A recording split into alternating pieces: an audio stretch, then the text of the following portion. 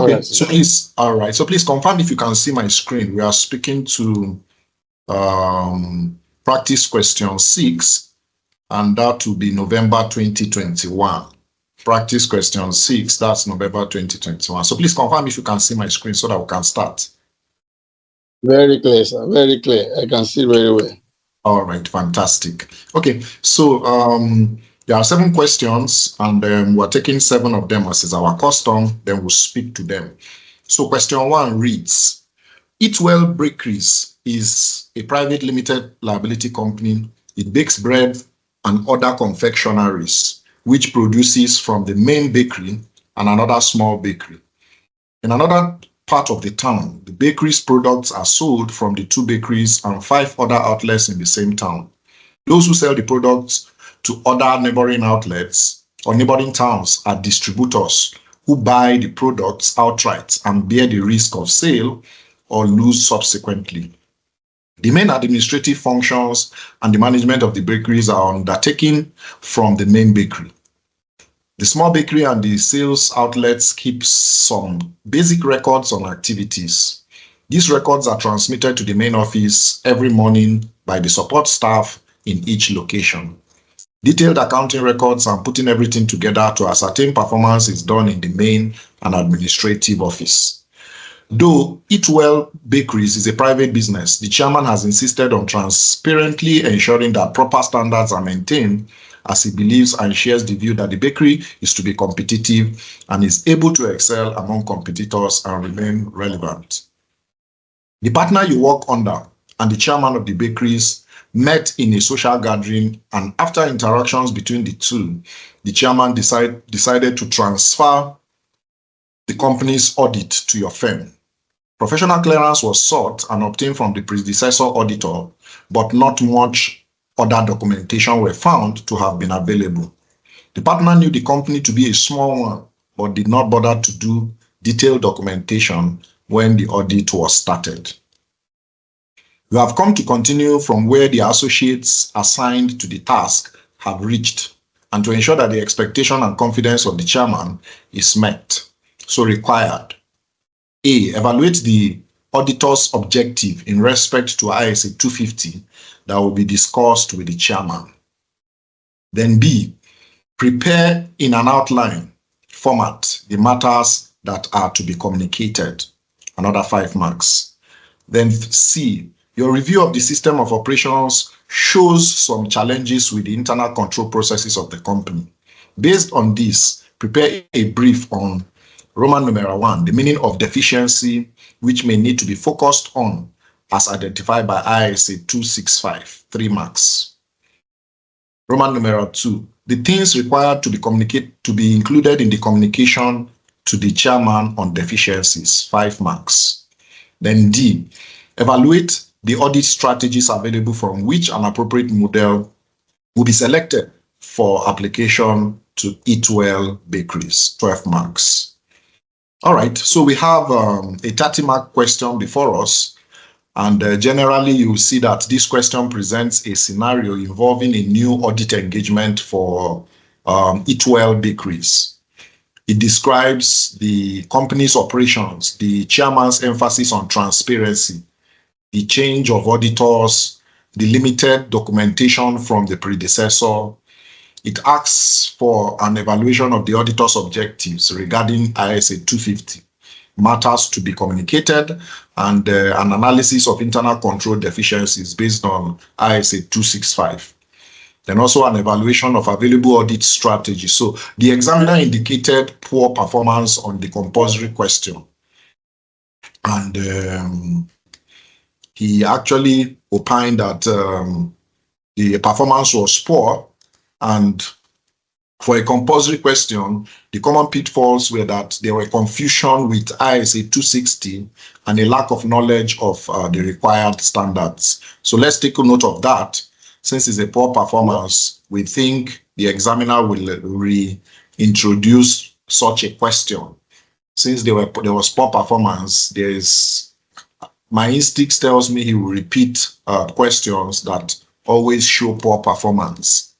So looking at this question, we have a 30-mark question, and don't forget, if you're doing this question for the first time, 54 minutes is what you are supposed to allocate to this question in your time management.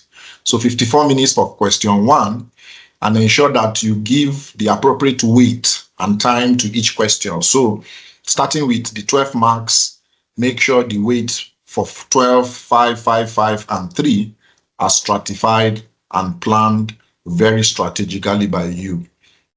And also don't forget, if you are taking this question first, make sure you stick to the time. This is very important.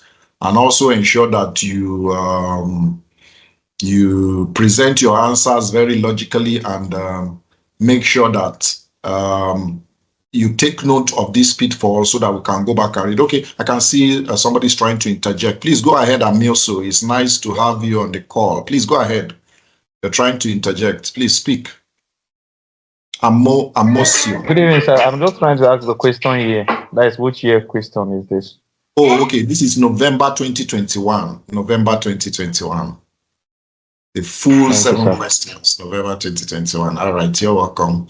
Okay, so it's nice to have a lot of people on the call, and it's good to have you guys even on short notice. Thank you for coming, and I believe we are getting exam ready as we are getting tensed by the day. Just 12 days to go. Okay, Amioso, your hand is still on. Please go ahead.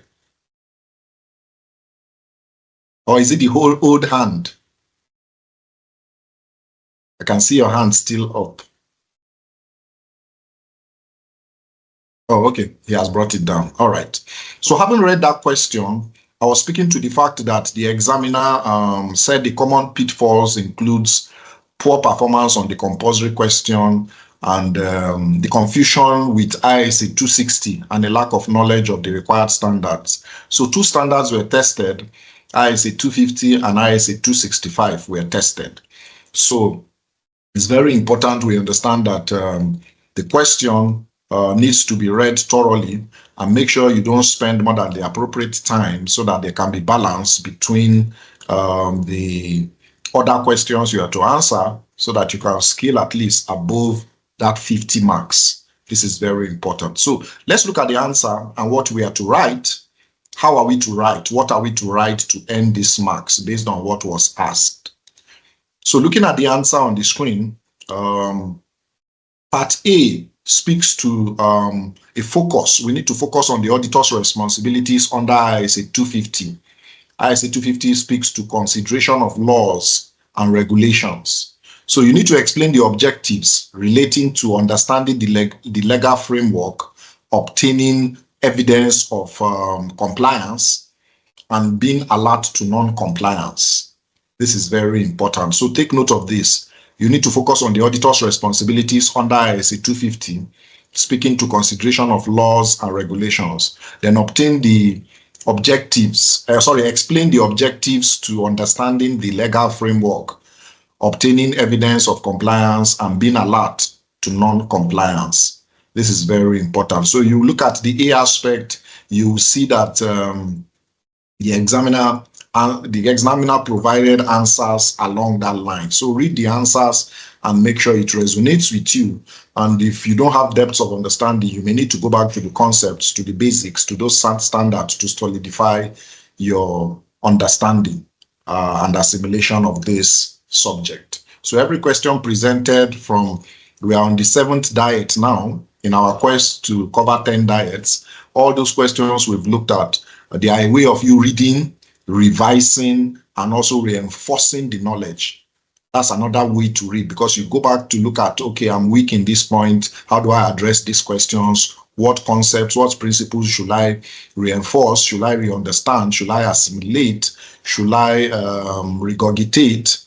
And also affirm my understanding. So these sessions are very important to help us grab most of the thing. We are not cramming the answers or cramming the questions. We are trying to understand how to approach them under exam condition. This is very important. So take note of these points as we look at them very, very practically. Okay, so having spoken to the A part and how it was answered, we said that you should focus on the auditor's responsibility under ISA 250, which speaks to consideration of laws and regulations. So if you're not conversant with that ISA, please go back to it and enforce your understanding of it.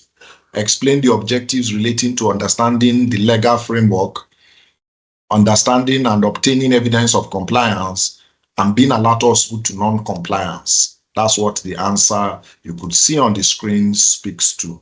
Okay, so if you are just coming, we are looking at practice question 6, and that is November 2021. So I'm also asked, so for I can see EA is on the call, Aisha also on the call, you're welcome. We are looking at November 2021 past question, so we are in question 1. Okay, so having spoken to that, the general strategies we need to employ, don't forget, you need to first read the questions, understand the question, recall relevant knowledge, structure your answer. Don't forget, be concise and focused. Also, show application. They've given you the standard, so you need to refer to the standard. If another question comes and they didn't ask you to provide standards, another way to show you understand the subject, if you remember the standard, state it and quote it. And don't forget, manage your time, very important. We're always tempted to overflog a question when we know it very well. So please stick to 54 minutes. Then if you're done, 1 or 2 minutes, review your answers to ensure there are no grammatical errors or mistakes, punctuations, and all that. So looking at the specific guiding key for this A part aspect, please aim for 5 distinction or distinct objectives. Looking at the answer on the screen, you need to aim for 5 distinct objectives and ensure that you speak to 5. And since it's a 5-mark question, you need to be able to provide at least 5 distinct objectives to pick those marks very seamlessly. And that's what the marking key speaks to. So this is very important to take very critical note of that. Okay, so the B aspect speaks to preparation or prepare in an outline format the matters that are to be communicated, which is 5 marks. And now speaking to this, you need to outline the key matters. You need to outline the key matters. So in writing, outline the key matters that auditors typically communicate to those charged with governance, especially and very importantly at the initial stages of an audit. So think about the scope, the responsibilities, and significant findings. It's very important. So you need to outline those matters very, very clearly in your answer. So looking at the solution of the B aspect, you see that the matters that were provided are matters that speaks to the auditor's typical communication with those charged with governance, and it must be in writing, especially at the initial stages of the audit. So the scope, the responsibilities, and also significant findings should be communicated very, very clearly and comprehensively to management. So looking at the answers on the screen, for a 5-mark question, to end that 5 marks, you need to outline 5 key matters to be communicated.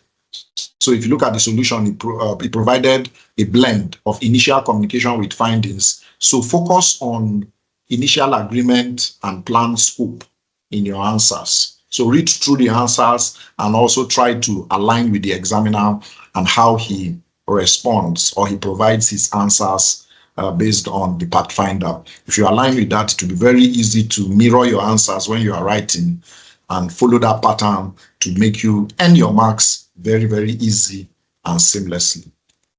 So this is very key. So go through the answer for the B aspect, and for 5 marks, you need to be able to provide, like I said, 5 key matters to be communicated.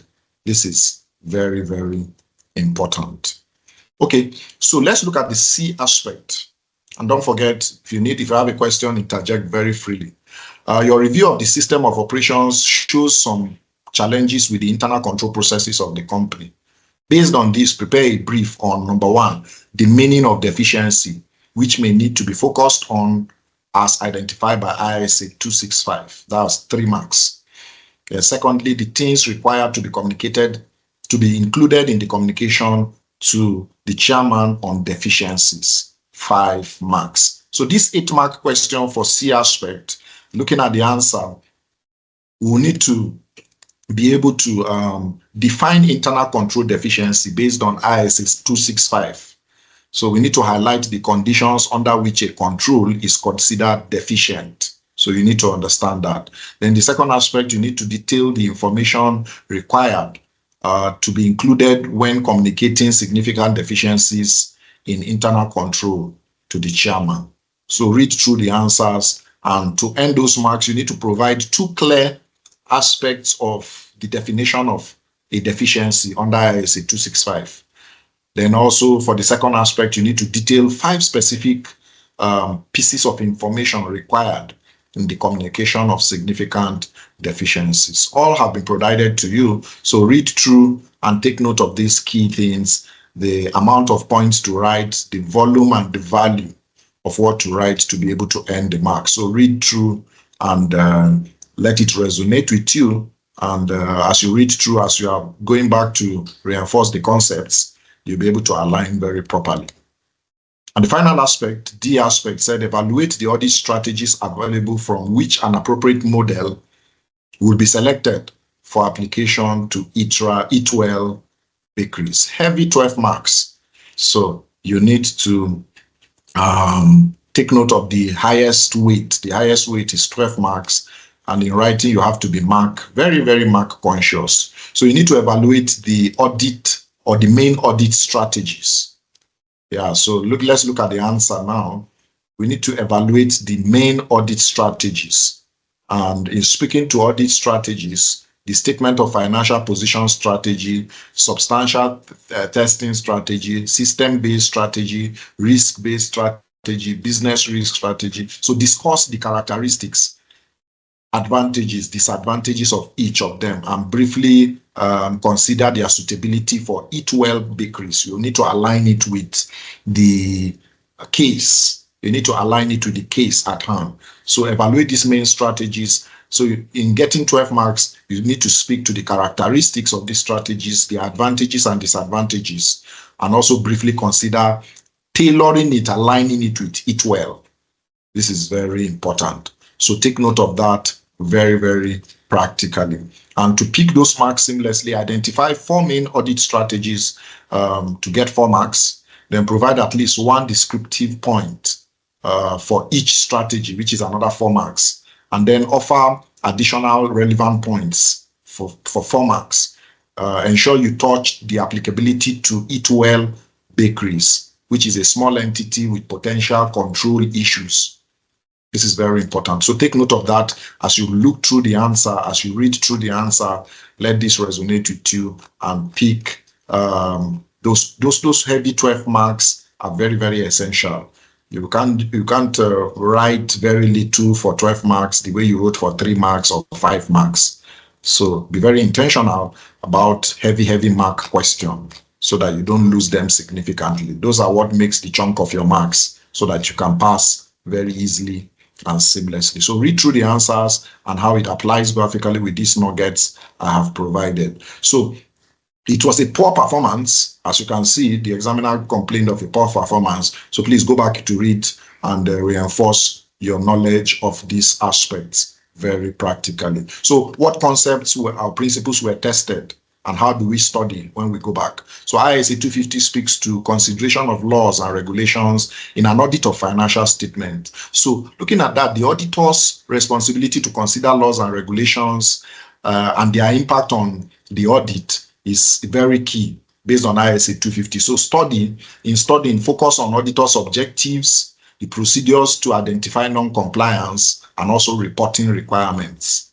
Then the other aspects we need to also look at is communication with those charged with governance. If you see that the examiner noted a confusion with ISA 260.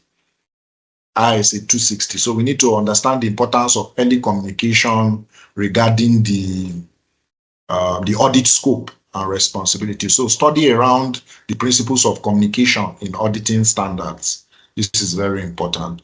And the next question speaks to, or the next part is ISA 265, communicating deficiencies in internal control to those charged with governance and management. So you need to understand what constitutes a deficiency based on this question, reinforce and understand those concepts, and also the requirements for communicating significant deficiency. So focus on the definition of deficiency and significant deficiency. So there is a tolerable deficiency and there's a significant one that would really mar the financial statements. So you need to focus on studying that and the elements to be included in a written communication. Don't forget, any communication that is not documented is not done. Every communication must be documented. So take note of that. Then for the audit strategies, the overall approach to the audit, you need to consider the nature of the entity and also the risks involved. So study and understand audit strategies, substantive testing, system-based, risk-based, and their suitability in various contexts. So particularly for smaller entities with potentially weak controls, you need to study that part. So we need to look at our pocket notes and if possible, go back to the study text if you think you are deficient in this area so that you can realign and reinforce these principles very practically. So take note of that, and it's very important we see that. What was tested? We tested Chapter 2, the regulatory environment, ISA 250. Also tested Chapter 7, which is planning, audit strategies, initial communication. Then he tested Chapter 9, evaluation and review, communication of deficiencies. So those were the areas he tested. Just 3 chapters, and they were specifically on Chapter 2, regulatory environment, specifically ISA 250. Then planning, audit strategies and initial communication. Then Chapter 9, evaluation and review, communication of deficiency. So let's go back and reinforce and ensure that we catch these chapters very, very seamlessly and comprehensively. Okay, so that will be it for question 1. Quite a pepperish question in my opinion, but then it's navigatable. You could navigate it if you understand the concept. So any question? So that we can run to question 2. Any question? Hello. Yes, please go ahead, Alex. You're trying to say something? I'm sorry. That's a mistake. Oh, okay. No problem. It's fine. Yeah. Okay. All right. No issues. So any questions, please, on question 1? Yes, sir. Oh, good evening. Welcome. Nice to have you. Is that EA? No, that's Ufoma. Oh, okay. All right. Nice to have you. Yeah, please go ahead. Thank you, sir. Okay, I wanted to ask strategies. Are they same as audit approach? Yes. All these strategies are the same as audit approach. Exactly. It's a synonym for it. Okay. Yeah. Thank you. All right. You're welcome. So any other question on question 1? EA is quiet. EA, you're muted. Are you okay with question 1?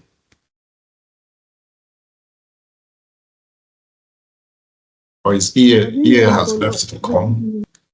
All right, you're welcome, EA. Good evening. Okay. Good evening. I didn't really follow up. I'm just entering, but no problem. I'll just go through. Okay, you go back to the video. It's fine. So it's recorded. So just go back to the video. Okay, that's good. Nice to have you guys on the call. You're welcome. Even though it's on short notice, it's nice to have you people. Okay, so let's go to question 2, which is the second open-ended question. And you need to pick 2 questions out of these 3 of them. You need to pick 2 questions out of 3. So in answering or providing your time management, which is very key and essential, question 2, you need to allocate 36 minutes for question 2. So in your practice, if you are writing, you are studying or revising, make sure you time yourself for question 2 and 3. So 2, 3, 4, you are supposed to do 2 questions. So please, 36 minutes times 2 is 72 minutes. Don't spend more than 72 minutes on this section. Very important. So let's go. Question 2 reads, the auditors of Sunsit Manufacturers Limited had disagreements with the company on various issues. This came to a climax with the withholding of a part of the payment of the last audit fees. The auditors had also been disenchanted with the undue pressures of management and have decided that as a result of this and the withheld fees will disengage from the client. The company's chairman, in addition or in consideration to the issues in the past, has considered the size of the audit firm as being partly responsible for its inability to manage adequately the pressures from the company accounting and management team. They are subsequently approached your firm for a change, and the partners have accepted the engagement despite the predecessor auditors declaring, the predecessor auditor's declaration of the forfeiture of the firm's outstanding fees and non-further involvement with the client and issues relating to the company. So we're required to A, following the background to the client and the engagement, evaluate the internal and external business risks that need to be considered with respect to the client, 10 marks. Then B, discuss the pre-engagement activities to be carried on the client, 10 marks. All right, what a short question, a short read. Okay, so looking at this, we're speaking to the case of a scenario, or speaking to a scenario where the auditors of Sunsit Manufacturing Limited or Manufacturers Limited have decided to disengage due to disagreements, management pressure, and unpaid fees. So despite the negative history, the company's chairman approaches your firm for a change of auditors. So the question asks for an evaluation of internal and external business risks related to this client and a discussion of the pre-engagement activities to be performed. So if you look at the examiner's report, it indicates generally good performance on part A, but poor understanding of part B, with a common pitfall being the inability to evaluate audit risks. That was the challenge for students. Okay, so how do we write? Let's look at the answer. Let's look at the answers of the examiner. How do we write? Because the first part asks us to speak to the internal and external business risks that need to be considered with respect to the client after we've considered the background of the information provided to us. So looking at the answer, we need to systematically brainstorm and list both internal and external business risks that Sunsit Manufacturers Limited might face, especially considering the context of past disagreement and also management issues. So for a 10-mark question, please aim for at least 5 distinct internal business risks, so 1 mark for each. Then also 5 distinct external business risks, 1 mark for each. So the solution provides the solution you can see on the screen provides or offers a good range of examples. So read through. For the internal, you can see it, and for the external, you can see it. So 5, so that you can glean and earn your 10 marks very, very easily and seamlessly. Then for the B aspect, speaks to discussion or discuss the pre-engagement activities to be carried out or carried on the client. So the B aspect, we need to also ensure that we outline the crucial pre-engagement activities your firm must undertake before accepting this audit engagement. So we need to pay attention or also pay very particular attention to the red flags raised by the predecessor auditor's disengagement. You can't ignore it. Pay attention to the red flag. So in answering this question, structure your answer around the key pre-engagement activities. The marking key, if you notice, highlights ISA 210. That is agreeing the terms of audit engagement. And also ISA 510, initial audit engagements, speaking to opening balances. But you don't need to quote these ISAs verbatim, because under exam condition, you may forget them. But then looking at the marking key, those were where you could structure your answers from. So ensure you cover agreement of terms. So you need to mention preconditions and also management responsibilities to pick 2 marks. Then looking at the answer, you also need to consider for initial or preconditions of an audit, under ISA 210, also for 2 marks. Then also considerations for initial audits under ISA 510, particularly regarding opening balances and the predecessor auditor, which is another 2 marks. Then the specific audit procedures relating to opening balances is a chunk, and you need to provide that to earn 4 marks. So take note of the answers as you read through. So for the agreement of terms, You need to mention preconditions and management's responsibility to pick 2 marks. Then preconditions for an audit under ISA 210, another 2 marks. Then you also consider considerations for initial audits under 510, ISA 510, particularly regarding opening balances and the predecessor auditor is another 2 marks. So then specific audit procedures going into the work, speaking to or relating to opening balances is 4 marks. So read through the answer so you can align properly with how the examiner presented it. Don't cram the ISs, just understand what has been tested, and if you can present the ISs in your explanation, it's fine. So just make sure you provide context to end those 10 marks. The B aspect is a bit pepperish for them. Just reinforce your understanding by going back to read.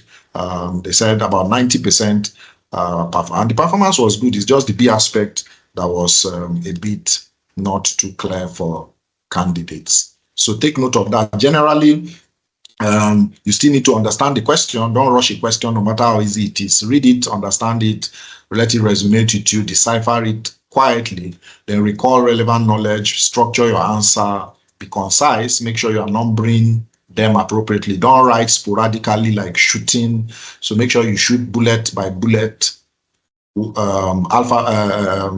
number by number, so that you can pick those marks. If you write sporadically, it will be hard reading between the lines to give you your marks. So number 1, number 2, number 3, structure your answers like that, just like you see the examiner do, with bullet points, with dash, with Roman numeral, with alphabets. Just make sure you are stratifying and differentiating your points very, very clearly. Be concise and focused. Show application where necessary, and where you can, if you can remember, refer to the standards. Then please manage your time. 36 minutes max. Review your answers. So maybe in 34 minutes or 30 minutes you are done. Read through and read back to understand or to correct any grammatical errors, punctuations, and ensure that your presentation is articulate and well presented. This is very important. So what context or what concepts were and principles were tested? So how do we go back to study in this question? So looking at what was tested: business risks. So you need to understand internal and external factors that could negatively affect an entity's ability to achieve its objective. So study, review because we are in revision period now, review the concept of business risks and how auditors identify and access it as a part of understanding the entity and its environment.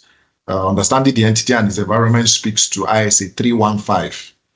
So you could go back and study that ISA. Then pre-engagement activities, ISA 2110, the steps an auditor takes before accepting an audit engagement, because he need to reach out to the predecessor auditor to gain an understanding of what transpired and led to his exit. So ISA 210 speaks to that, and it includes evaluating preconditions and agreement on terms. So thoroughly review in this revision period ISA 210 and pay attention to the preconditions of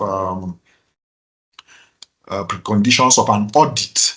Yes, preconditions of an audit and the components of an engagement letter, and also the process of agreement of terms with management. Pay attention to that. Then also for ISA 510. Yes, please. Yes, please. Sorry, this pre-engagement activities, I'm looking at it to be in this audit practice. That's quality control, appointment of auditors, resignation of auditors. That should be where it should be now, where there is letter of engagement and the rest of them. Yeah, so chapter 6, audit approach, and chapter 7, audit planning. That's where it is exactly. Yeah, exactly. We'll come to that. I'll give you the chapters that were tested. I'm just trying to give you focus on where to study. So for the pre-engagement activities, look at ISA 210 and study thoroughly that area. Then for initial audit engagements, ISA 510, specific considerations for audits, and also where the prior period financial statements are not audited, or we are audited by a predecessor partner. So we need to focus on the auditor's responsibilities regarding opening balances. consistency of the application of accounting policies, and communication with the predecessor auditor, if applicable and permitted. So for communication with predecessor auditor, the importance of communicating with previous auditor to gather information relevant to accepting the engagement, especially when there are red flags. So you need to understand the ethical and professional requirements for communicating with predecessor auditors. So when we go back to our study text, we need to look at chapter 7, planning, which EA just asked. That speaks to pre-engagement activities. Not the whole chapter, just go and enforce your understanding and solidify it on pre-engagement activities, as this question tested. Then audit evidence was tested, initial audit engagements, which is chapter 8. Then the last part of risk assessment, business risks, you need to look at the audit approach, which is chapter 6. So 3 chapters, chapter 6, chapter 7, chapter 8, specifically on pre-engagement activities, initial audit engagements, then risk assessments, speaking to business risk. So let's do that and understand these areas. So implicitly, that chapter 8 was just implicit, but explicitly chapter 6 and 7 was tested. And that's where ISA 210 and ISA 510 is very practically. Okay, so that will be it for question 2. If we don't have any question, or do we have any question for question 2? So let's read through the answers. Before you study, please read through the answers. Then anywhere that does not sync or land well with you, you can now go back to your material to revise. Okay, let me understand what this is all about. But please read through the answers. Don't just say, I don't know anything in this question. You'll be surprised that under exam conditions, some things will be coming and you'll be writing. So read through the answers first before you go back to reinforce the understanding. It's very key you do that. Okay. Chapter 3 or question 3, if we don't have any question. Question 3 speaks to a very short question, but I'll read. The availability of computer-assisted audit techniques, CATs, should be considered by the auditor when planning the nature, extent, and timing of tests in an audit. Hence, the auditor must determine his testing strategies, which will depend on his decision of either using a manual testing method or computer-assisted techniques method to avoid loss of audit trail. So we're required to discuss 5 solutions to loss of audit trail, 5 marks. And also evaluate the merits and demerits of the application of computer-assisted audit techniques, which is 7 marks. So this is the A aspect. Then the B aspect. You've been appointed as the auditor of a company that processes its accounting functions using a computer system. You have decided to use computer-assisted audit techniques to generate necessary audit evidence for this engagement. So we are required to 1, discuss the activities members of the audit team could perform with their computers in the client office. You have 4 marks. And 2, we are to analyze 2 types of audit software in use in computer-based information system. Wow. Okay, so we have a 20-mark question. Don't forget, start every question on a fresh page. Please don't forget, start every question on a fresh page. On no account should you write or start another question under another question. Like I've said, it's on screen marking. Your screen scripts are scanned and sent. So if you jumble them together, you're going to make it difficult to mark your script. So make it easy for your script to be assessed, and make it easy also for the examiner to give you the marks. This is very important. So start every question on a fresh page. So for this question, if you're choosing it under exam conditions, our time management strategy is 36 minutes. Don't forget, 36 minutes is what should be allocated for this question. Okay, so going back to the A aspect and the B aspect, you see that the question focuses on computer-assisted audit techniques in a computerized accounting environment. So part A, asks us for solutions to the loss of audit trail and an evaluation of the merits and demerits of computer-assisted audit techniques. Then part B explores the activities around an audit team, or what an audit team could perform with computers in the client's office, and also analyze types of audit software. So the examiner actually reports poor performance. A lot of auditors don't like IT. A lot of auditors are not tech savvy. So he reported poor performance, particularly regarding the practical application of computer assisted audit computers in auditing and the knowledge of audit software. So it was challenging for candidates, and a lot of candidates don't like this aspect, but then we need to apply them because currently auditing has metamorphosed from, it has transited manual. The 21st century auditor needs to employ all these computer-assisted audit techniques to be efficient and effective. Very important. Okay, so let's look at what to answer. How do we answer this question? Now, the A aspect, we need to discuss 5 solutions to loss of audit trail. Okay, so looking at the answer, we need to be able to brainstorm and list practical solutions that auditors can implement to mitigate the risk of losing the audit trail in a computerized environment. This is very important. So make sure you brainstorm and list practical solutions that an auditor can implement to mitigate the risk of losing the audit trail in computerized environment. So in practice, what we do is we have backup on-site and off-site. So like in my office now, we have backup. Then somewhere outside the office, we have backup. Then on the cloud, we have backup. So these are practical solutions, but then read the answers and make sure that it resonates with you and ensure you provide answers tailored to this context. Because every question is repeatable. Don't forget that every question is representable and is examinable as we have practiced. Take note of them. They can show up in another way or even verbatim. So please read through the answers. Don't, okay, I don't know this. Let me rush back and read. Please read through the answers and present them in this manner. It will give you your marks very seamlessly to help you not to overwrite or underwrite. You present your points, and that's what this Pathfinder does. It helps you to tailor your answers the way it's supposed to be.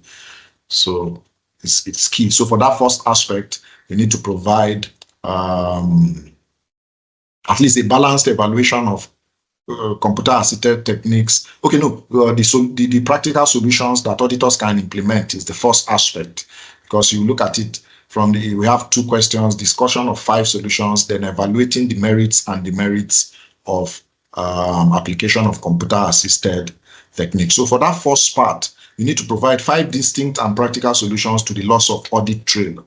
The examiner gave 1 mark for each. So to earn 5 marks, you need to provide solutions that offers a good range. So 5 is good. If 6 come to your mind, other exam condition, write it. You'll pick your best 5 and give you those marks seamlessly. This is very important. Then for the B aspect, the question states, evaluate the merits and demerits of the application of computer-assisted techniques, which is 7 marks. So looking at that second aspect, we need to provide merits, at least 3 of them, and demerits, 4 of them. So looking at the answers, please read through, and you'll see that we need to write in a way that we think thoroughly around various tasks and audit. We need to present a balanced evaluation. Since it's demerits and merits, we need to present a balanced evaluation of computer-assisted techniques. Then we outline both advantages, which are benefits, and disadvantages, which are costs and challenges. So we need to present our answers in that manner. So offer a balanced view of merits. Aim for at least 3 points, which is 1 mark, as you can see, the examiner provided, and also demerits. Aim for at least 4 points, 1 mark each, of computer-assisted audit techniques. So the solution provides a very good starting point. So read it, and if you need to go and reinforce the understanding, but read the solution first in your practice session. Okay, so for the B aspect, it said discuss the activities members of the audit team will perform with their computers in the client office. Okay, so from this question, the B aspect, which is also a whopping, how many marks is it? Okay, 8 marks. So we have 7 plus 5. We have 12, then we have 8 marks. Okay, so for the second 8-mark question, we need to be able to speak to in writing and what to write. We need to think about various tasks an audit team can perform efficiently using laptops, computers, while on the client side during audits. So think about that, looking at the answers provided. Then also describe for the B aspect. Okay, still for the A aspect, for the first aspect, which is Roman numeral 1, talking about the tasks you can perform with laptops and computers on the client side, you need to provide 5 distinct and practical solutions to the loss of audit trail. No, not that's the A aspect, I beg your pardon. You need to list 4 relevant activities an audit team can perform with computers to pick 1 mark each. So looking at the solution, you see activities there that speaks to that practically. So audit, administration, control, timesheets, audit planning. So all these are examples of what you could do with your computer on site for the client. Then the B aspect, or the second aspect, you need to offer a balanced, you need to describe and analyze 2 distinct types of audit software commonly used in computer-based information systems. So explain also their functionalities. And you need to be able to analyze those 2 distinct types of softwares, ensure you describe their functionality and how they are used in auditing.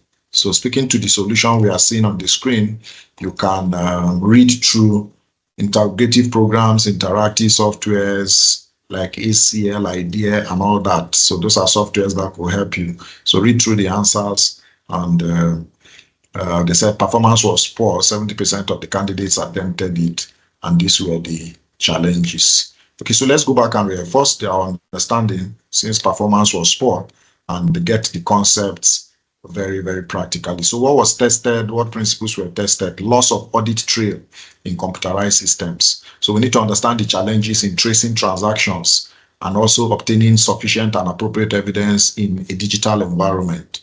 So in studying, let's focus on characteristics of computerized systems that can obscure the audit trail and the controls and techniques auditors need to address. So for computer-assisted audit techniques, we need to understand the use and how auditors perform audit procedures with computers. So study thoroughly and review the types of computer-assisted audit techniques. For example, test data, audit software, then data analytics. These are types of computer-assisted audit techniques. Test data, audit software, data analytics. And we need to also review their applications in various audit areas. So understand their benefits and their limitations also. Also, let's look at, in our revision, the use of computers by audit teams. So practical applications of computers, laptop softwares in enhancing audit efficiency and effectiveness at the client side. So we need to, in studying, consider how technology assists in documentation, planning, risk assessment, substantive testing, and communication. And also for types of audit software, study around different categories of software designed to aid auditors in performing their work. So focus on main types like generalized softwares, like interrogation tools, embedded audit facilities, and understanding their functionality and also their uses. So let's get back to our study text or videos, whichever ones could help you reinforce and solidify this understanding, whether pocket notes, whatever works for you. Go back to the materials and look at chapter 16, the application of information technology in auditing. That was what was tested. So I think that's practical. There was no implied or implicit testing. He just picked chapter 16 for this whole two parts and the sub parts. Everything was from chapter 16, application of information technology in auditing. So let's go back there to reinforce our understanding. And if something like this shows up, we'll be able to attempt it very practically if we decide to choose that question. Okay, so that will be for question 3. Any question on this one? Question 3. All right, so let's look at question 4, and it reads, your firm is the auditor of Sharp Electronics Company PLC, a listed company which assembles electronic home appliances for sale on retail and wholesale basis. The electronic appliances parts are purchased from within and outside the country. The extract from the statement of financial position of the company is as follows. So we have the non-current and non-current. Our total assets for 2019 is 479,100 million. And we have the 2018 456,750 million. Then we have the other aspect, which is current liabilities and equity, balancing the same 497 and 456 million respectively. So you have been asked by the partner in charge of the audit to consider your firm's audit responsibility with respect to subsequent events and the associated audits on such matters. You are required to discuss the responsibilities of the auditors for detecting misstatements in the financial statements during the periods. So Roman numeral 1, from the end of the reporting period and up to date of the audit report, we are to discuss the responsibilities of the auditors for detecting misstatements in financial statements during the period, end of reporting up to the date of the audit report. 2, after the date of audit report and before the financial statements are issued. And 3, after the financial statements are issued. So the first one, we have 8 marks, second, 6 marks, and third, 3 marks. Wow. Then the B aspect speaks to, we need to state the details of the work you will carry out in period A2.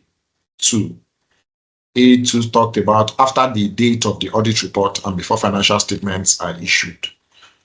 A2 above confirmed that no adjustments are required in the financial statement, which is 3 marks.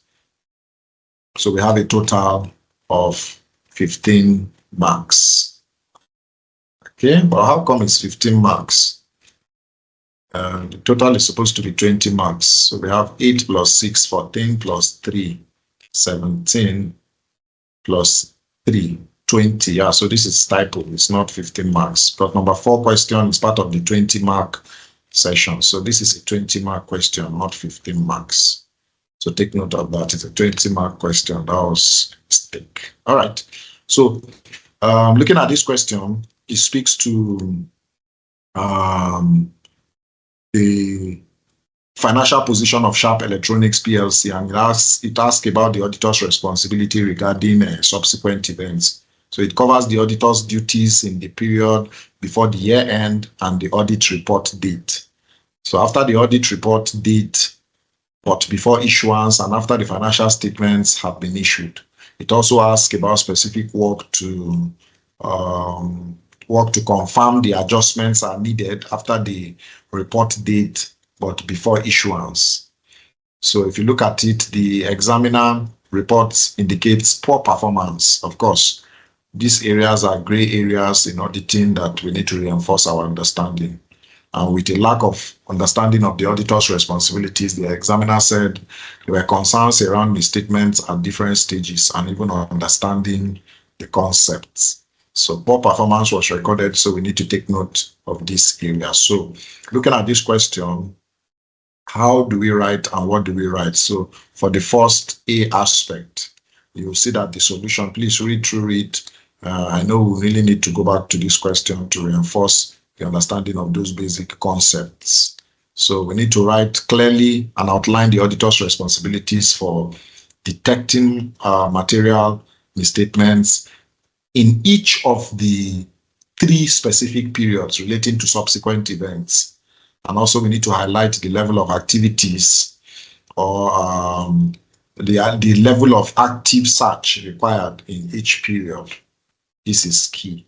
And for that part A, we have 8 marks, we have 6 marks, 3 marks, which is about 8 plus 6 plus 3, about 17 marks. So for that one, for the first aspect, provide at least 8 distinct points, like he has outlined on the screen in his solution. So 8 distinct points outlining the auditor's responsibility and the responsibility between the reporting period end and the audit report date.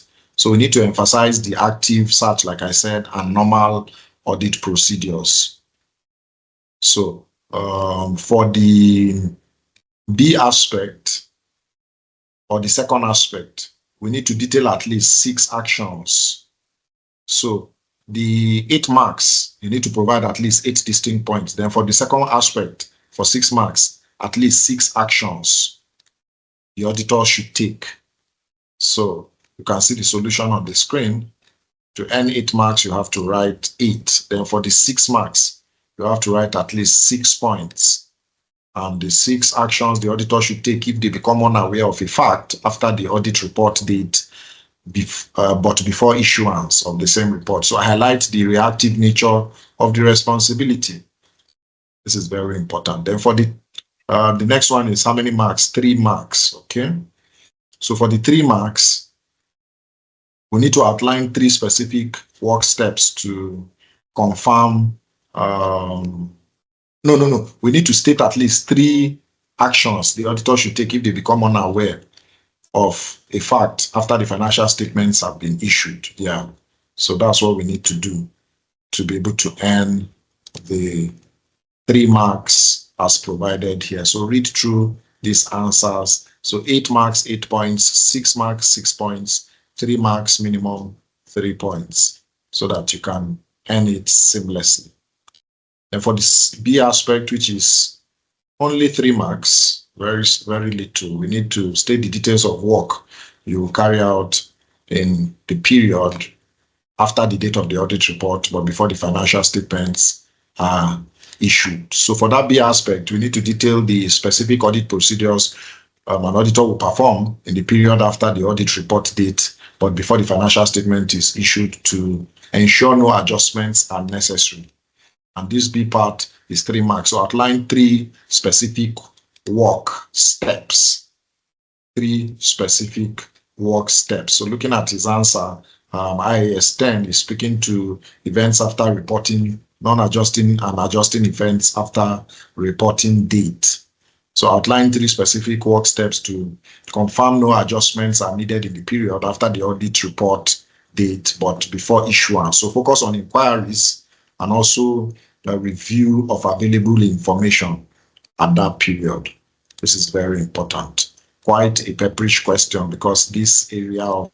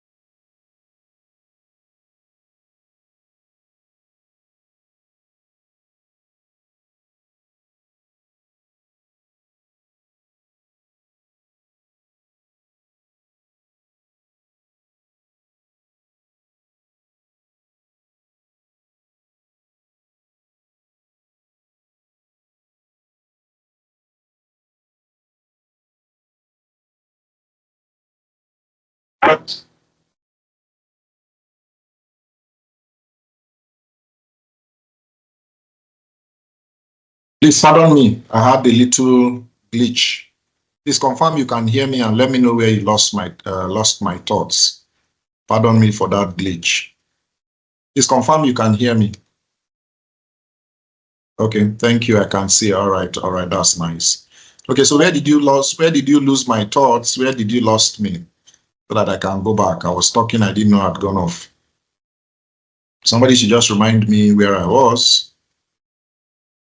so that I can align properly.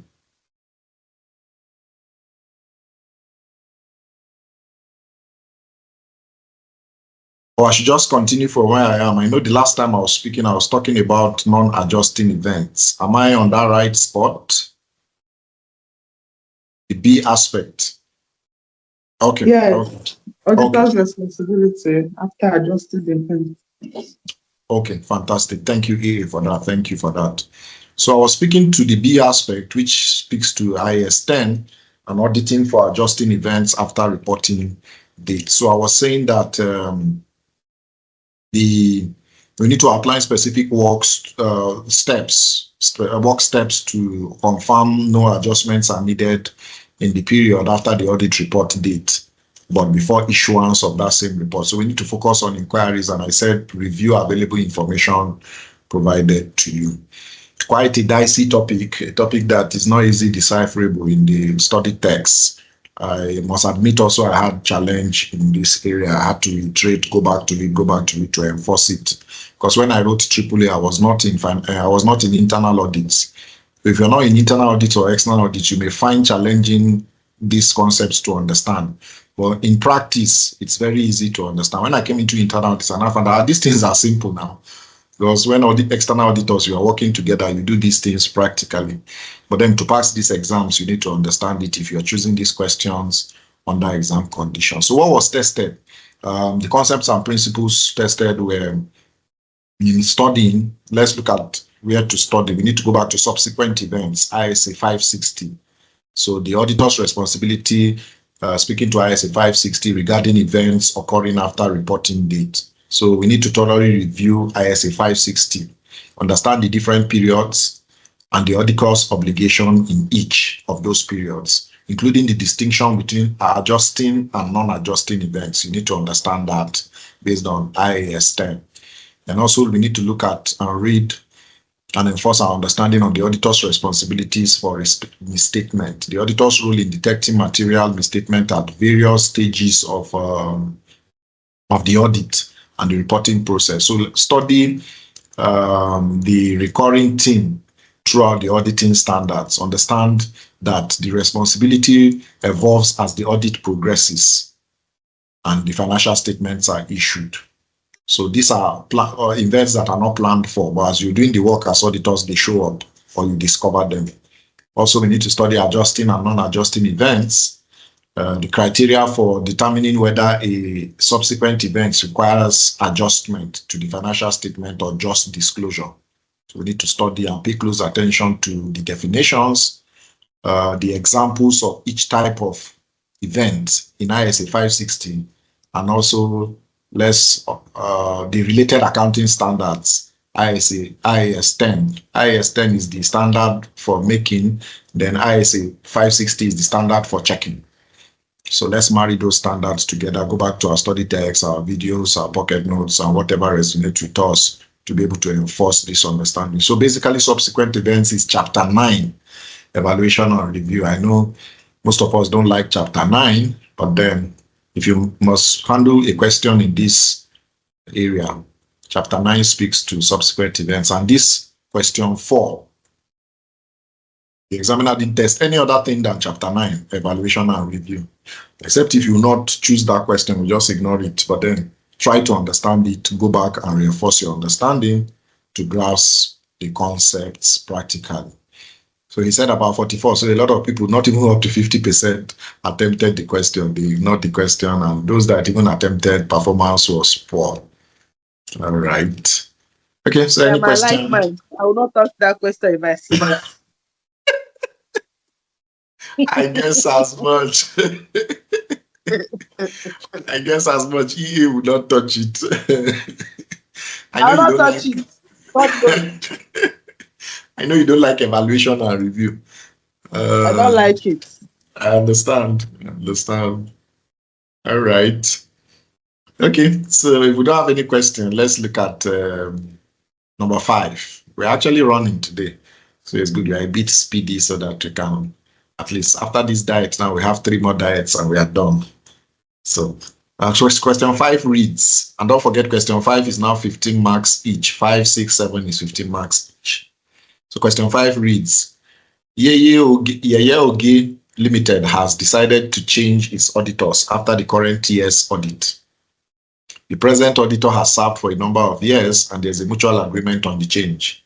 The relationship between the company's key officials and the partner of the present audit firm had become so cordial that both partners are now getting concerned about the likely deviation from professional relationship. Hence the mutual agreement for the change of auditors. You work for the present audit firm and your partner who is involved in this case has been asked to participate in the selection of a new audit firm for his client. Both the chief executive of the company and your partner have agreed also to follow due process in selecting the new auditor. For proper understanding of what is required, it is necessary that certain background processes required for professional selection are made available to the chief executive of the company. So required. Evaluate the requirements of the institute on advertising and publicity that needs to be focused on while considering the competing firms. 5 marks. B, discuss the approved tendering process and evaluation of tender as a guide, giving proper meaning to the term lowballing. Wow, 10 marks. So we have a 15-mark question here that speaks to a scenario of Yeye Oge changing its auditors due to concerns about cordial relationship and potentially impacting professional objectivity. So it asks for the institute's requirements on advertising and publicity relevant to competing firms, and a discussion of approved tendering process and the concept of lowballing. Well, the examiner's report indicates above average performance, of course, as expected. I know a lot of people will do this question. I will do this question too, but with a common pitfall of poor understanding of the code of conduct for members. Oh, code of conduct. Why will they have poor understanding of that? Wow. Well, the examiner noted poor understanding of the code of conduct for members. Okay, so having seen this question, let's look at the solution and how we are to write it. So for advertising and publicity, so looking at the A aspect, we need to focus on ethical guidelines set by ICANN, and it needs to align with IFAC, the International Federation for Accountants, which ICANN is a member, regarding how audit firms can promote their services without compromising the profession's integrity. So we need to focus on that and make sure we provide at least 5 distinct requirements of the Institute of Chartered Accountants of Nigeria on advertising and publicity. So the solution provides key aspects, so read through it and you'll see what the solution speaks to. So for a 5-mark question, we need to provide proper context to end those 5 marks on advertising and publicity. So read through so that you can understand the answers and its presentation. Okay, so for the B aspect, we need to outline what did it even say? What did it say? Discuss the approved tendering process and evaluation of tender as a guide, giving proper meaning to the term lowballing. All right. Okay, so looking at the B aspect, we need to, in writing, we need to outline the typical steps involved in a fair and transparent tendering process for selecting a new auditor. And we need to explain the term lowballing within this context and also consider its implications. So for that 10-mark question, we outline at least 4 key stages of the tendering process to earn 4 marks. Then we need to also discuss at least 4 factors a client might consider when evaluating tendering, which is another 4 marks. Then provide a clear definition and explanation of the implications of lowballing, which is another, how many marks now? 2 marks. Okay, so 4 plus 4, 8 plus 2, 10. Okay, so 10 and that 10 marks, we need to be able to align that with that very properly. So what is lowballing? Can somebody tell us what is lowballing in the context of this case? So please unmute your mic and tell us what is lowballing.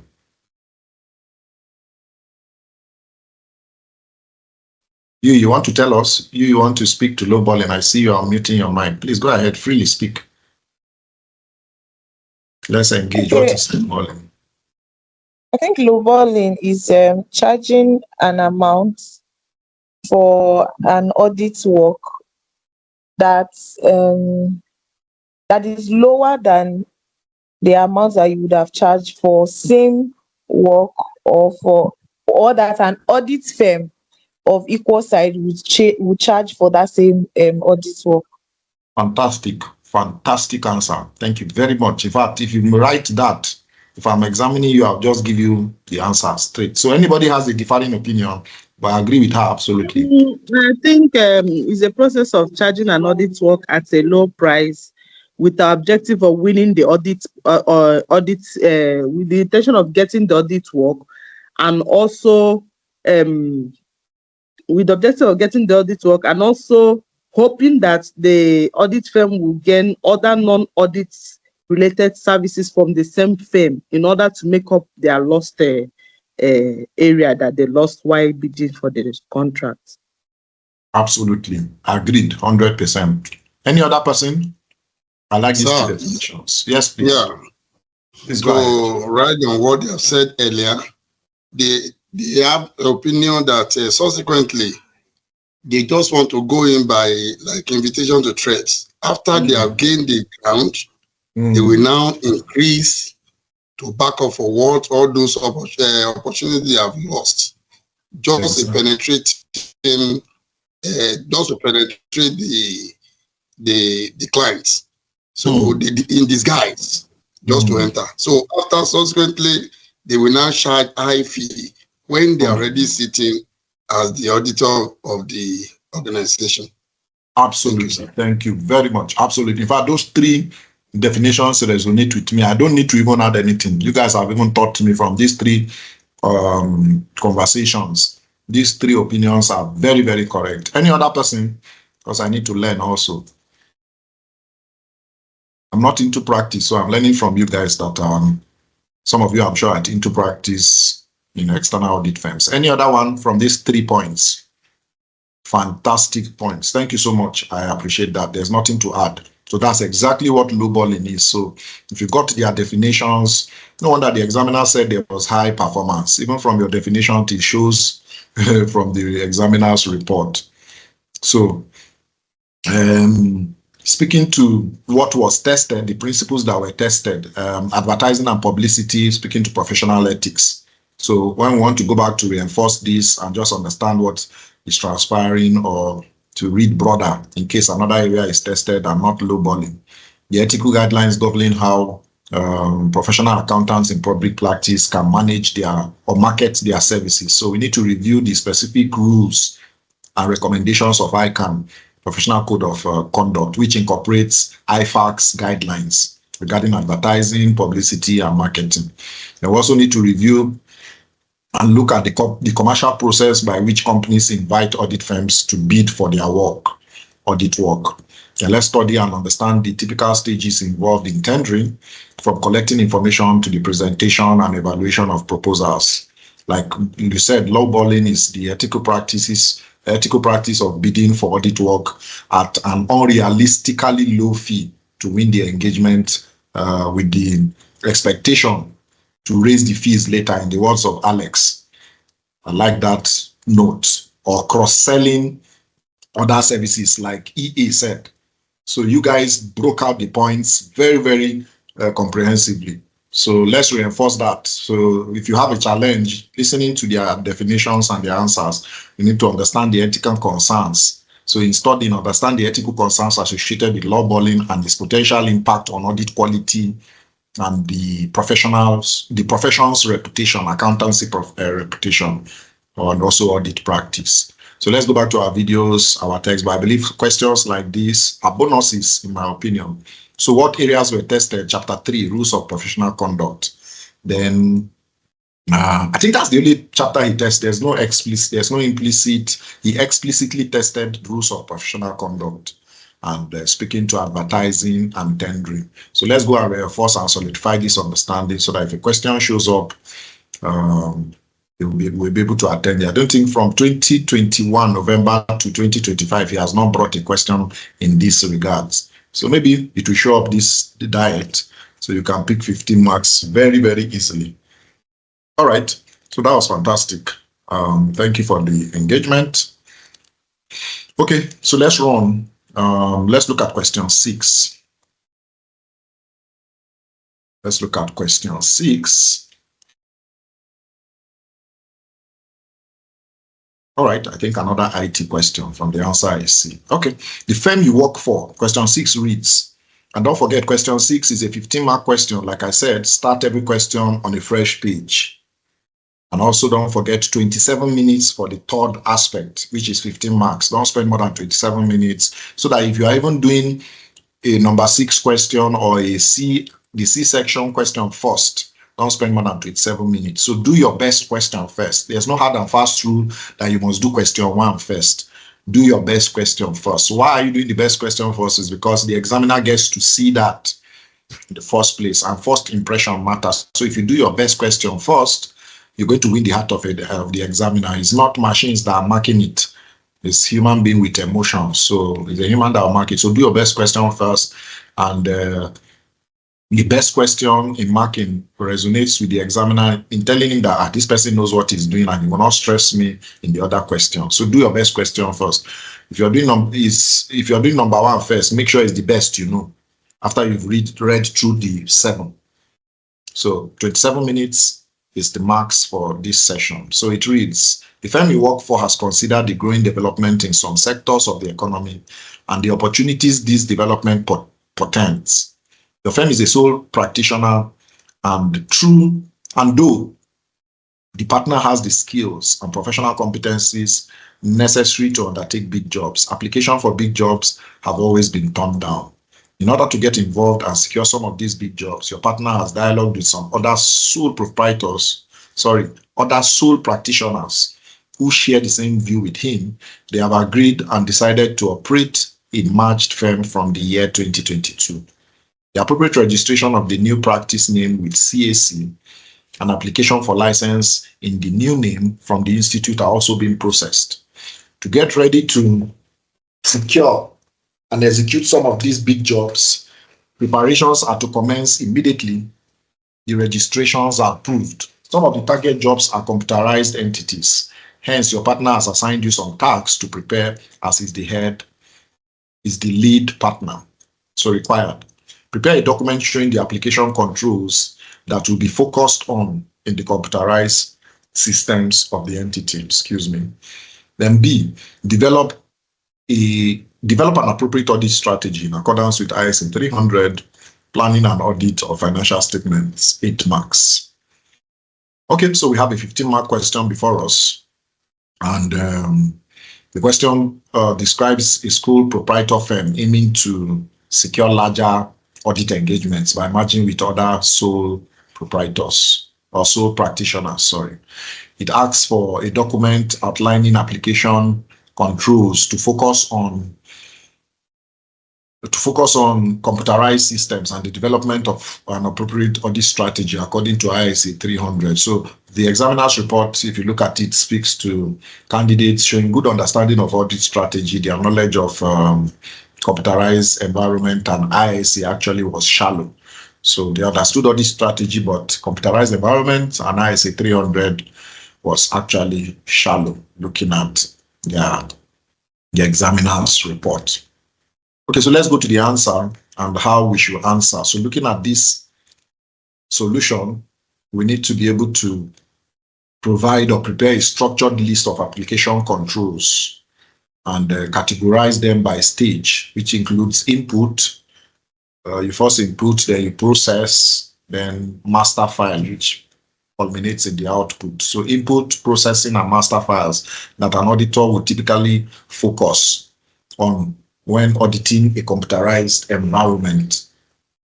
So it's very important we use clear headers for control areas, provide specific examples of controls within each of those areas. So to earn that 7 marks, you need to allocate your points across the different control areas. So for input, aim for 4 points. Then for processing, aim for 2 points. Then for master file, output, or standing data, aim for 1 point. And provide, if possible, specific examples within each. So 4 points to earn 2 marks for input. Then for processing, aim for 2 points to earn another 2 marks. Then for master file, standing data, output, 1 point. And provide examples to solidify the 7 marks you are earning. Very important. So take note of that in such a question if presented. Then going back to the B aspect, develop an appropriate audit strategy in accordance with ISA 300, planning and audit of financial statements. So we need to, in answering and writing, develop an outline of an audit strategy memorandum according to the requirements of ISA 300, including the key elements that should be documented. Is very key. So structure your answer as a memorandum with relevant headings as suggested by ISA 300, outlining the key considerations and definitions, key considerations and decisions in audit planning. Very important. So looking at his answer, you will see that he stated that very, very clearly from the B aspect. So in picking the points, we need to outline at least 8 key components that should be included in an audit strategy memorandum as per ISA 300. So you look at the solution, it provides a good list to follow. Very important. So read the solution and go back to the concepts and principles that were tested, which speaks to application controls in computerized environments. So there are specific controls over individual computerized accounting applications to ensure data integrity and processing accuracy. So, for example, currently I use Sage in my office, Sage web-based. So there are specific controls on that software that helps us with data integrity and processing accuracy. So it's very important in a computerized environment like my office, the controls around that, login details and all those segregation of duties, ensuring that nobody has absolute rights and all those are specific controls. But then under exam condition, you may not bring examples like that. But if you are in practice, you'll be able to provide context to this, and in studying, it will resonate with you in a way to apply them under exam conditions. So in studying, focus on the different categories of application controls, speaking to input, processing, output, master file, and specific examples of controls within each category.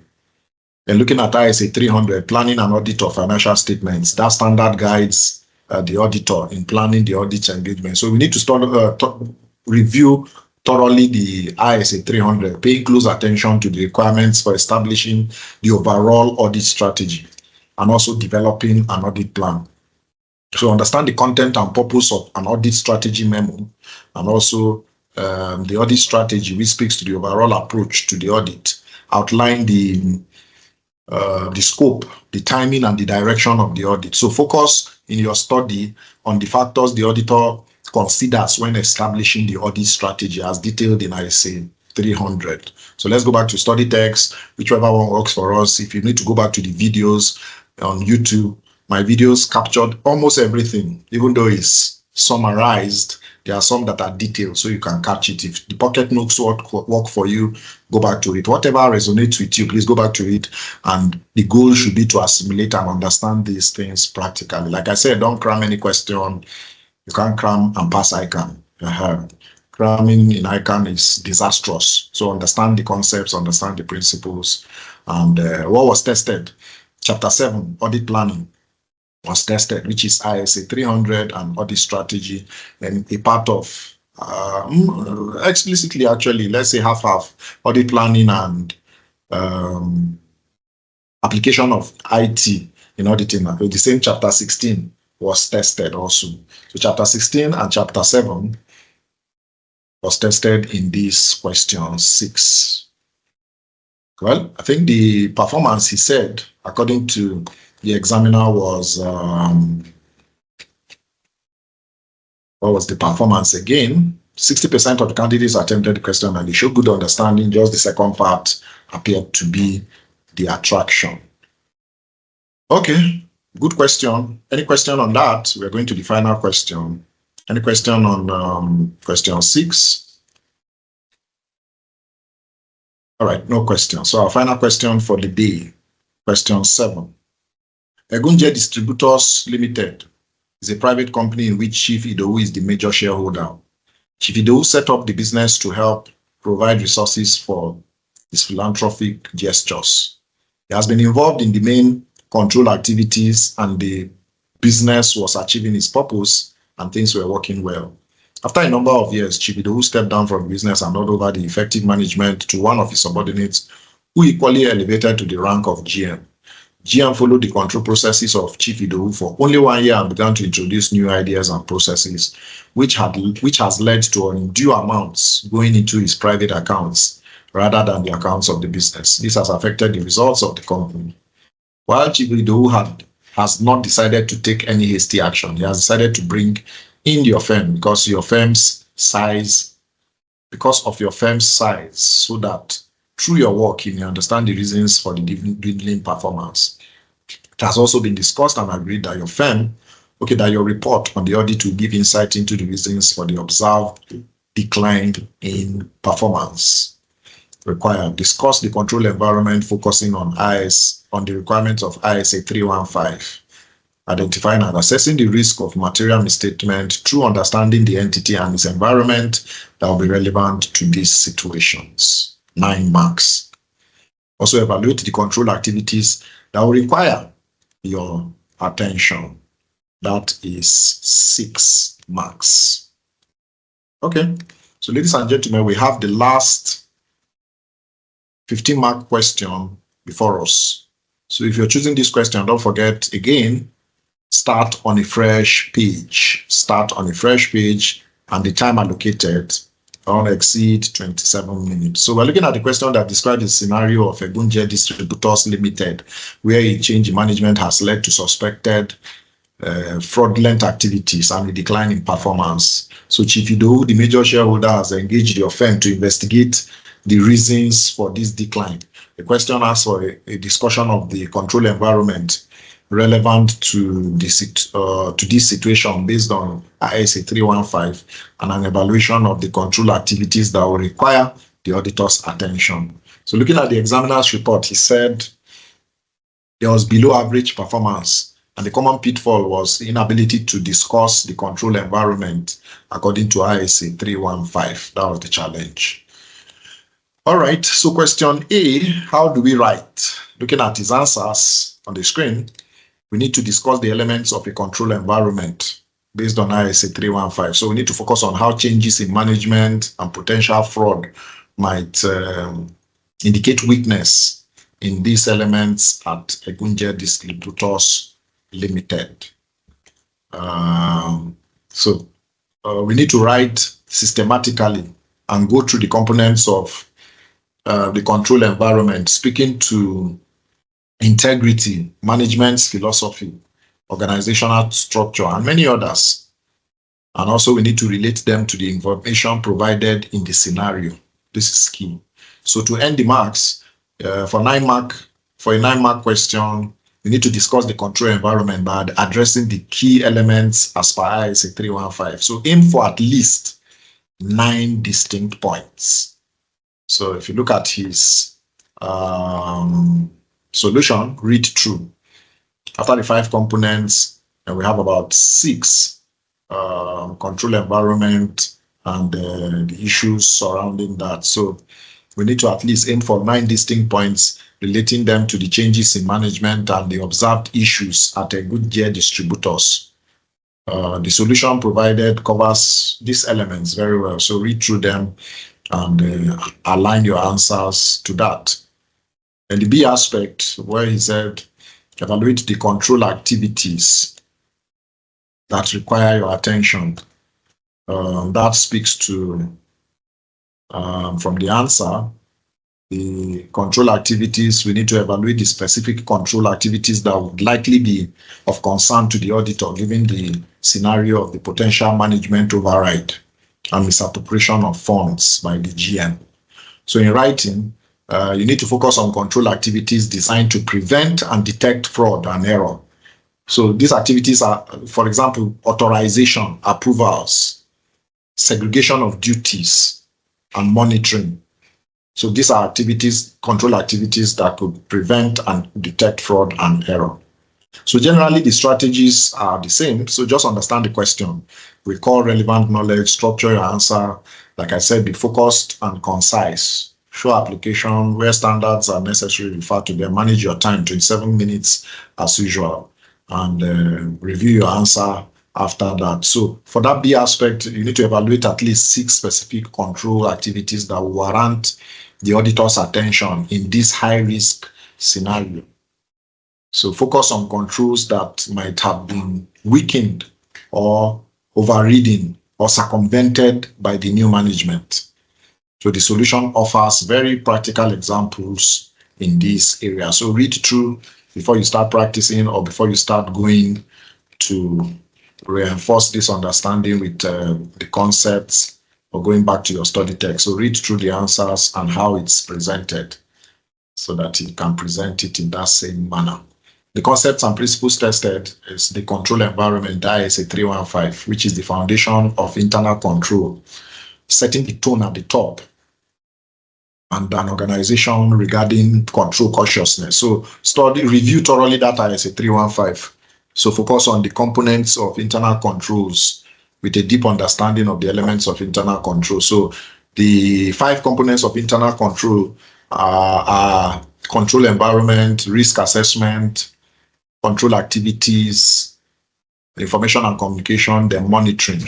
Then the elements include integrity, ethical values, management philosophy, and all that.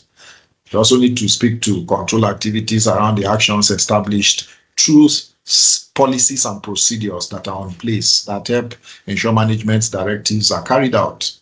So we need to study and understand the different types of control activities. Like I said earlier, authorizations, performance review by maybe internal and external audits, information processing, physical control, segregation of duties, and their role in preventing and detecting misstatements. Also fraud risk, we need to look at that area. The risk of material or intentional misstatements due to fraudulent financial reporting or misappropriation of assets.